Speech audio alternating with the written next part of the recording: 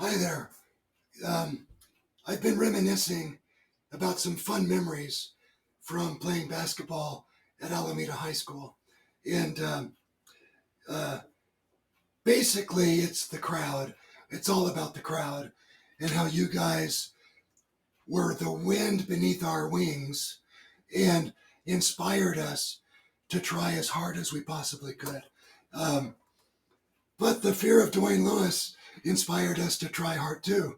Uh, and that's a compliment. That's Dwayne is an amazing coach, brilliant basketball mind. But Jeff posted a memory.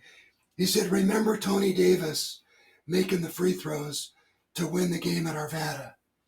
So Tony's a better storyteller than me, but I'm gonna try to tell a story, and maybe we can get Tony to record his version of it, because it's a good version from his perspective.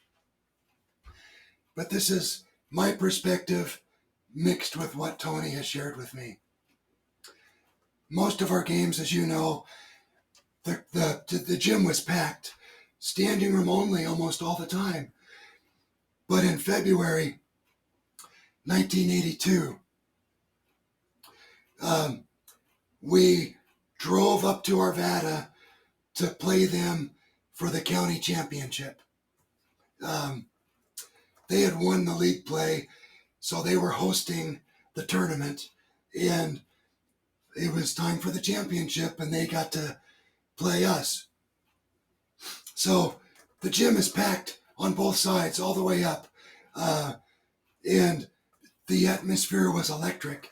On the drive to the gym that night, you might remember it was a snowstorm, big snowflakes coming down with lightning and thunder in the skies. It was weird having a thunder snowstorm. It was amazing that night.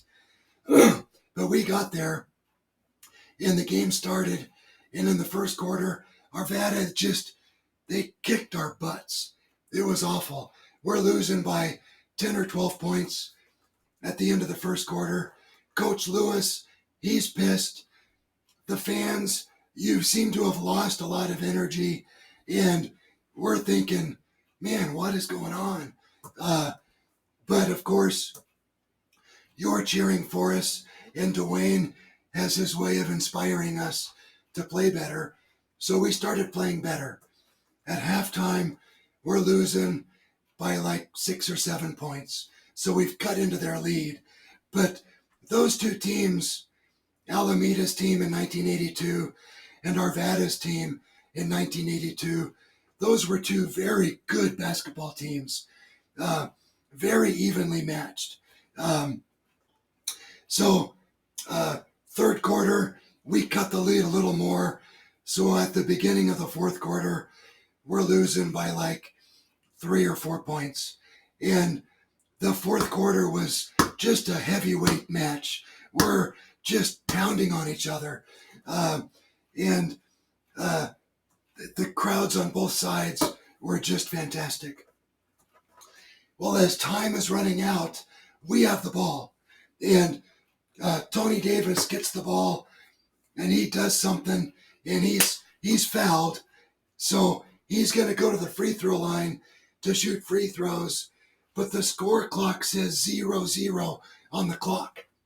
And there were only two officials back then, so they talk to each other. They go to the score table to talk, and they've concluded the buzzer hasn't gone off yet, even though the scoreboard says 0-0.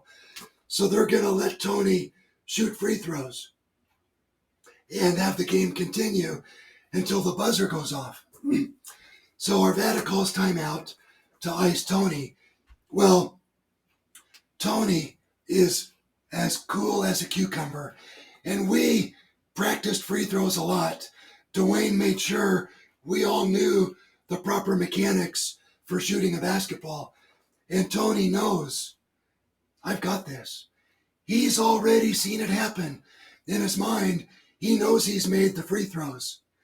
Now, me, Foxhoven, and Reynolds, we're not so sure he's going to make the free throws. But Tony knows it. And so So we do our timeout. We get back out on the floor, and I'm all the way back just in case Tony misses and they take and throw the ball the length of the floor to try to make a basket. I'm supposed to stop it. So I'm way back under the basket watching Tony. I'm lined up right behind Tony and the basket. And Tony takes his dribbles and he takes his shot. And I can tell while the ball is in flight, it's good. Sure enough, he swishes that first free throw. I spring up in the air, grab onto the rim, and John Groniger is behind me. He grabs my waist and he says, "Todd, get down, get down." Fortunately, the referees didn't see it because they could have teed me up and let them shoot free throws.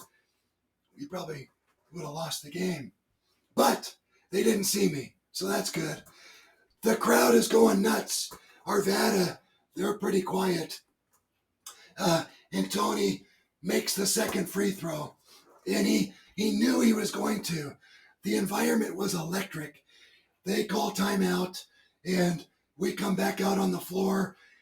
They have 6'8" Don Yell, bigger than 6'6" Brian Reynolds, or me and Donnie Fairbanks at 6'4". So we make a burrito out of Donnie Yell, because that's their only chance, is to throw the ball, hoping Donnie can get it and throw it up towards the basket. So they tried that, and that failed. We win the game. So what happens next?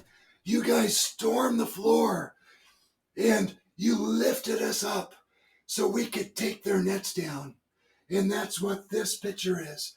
Glenn Asakawa took this photo, and I know he remembers taking this picture. This is Norbert Garner in the background and Dave Porter on the other side. But at one end, I got to take the net down and put it over my neck. And at the other end, Fox Oven and Smoker and some other guys were taking the net down. I think Tony was down there with them taking the other net down. But you guys, man, you stormed the floor. You lifted us up.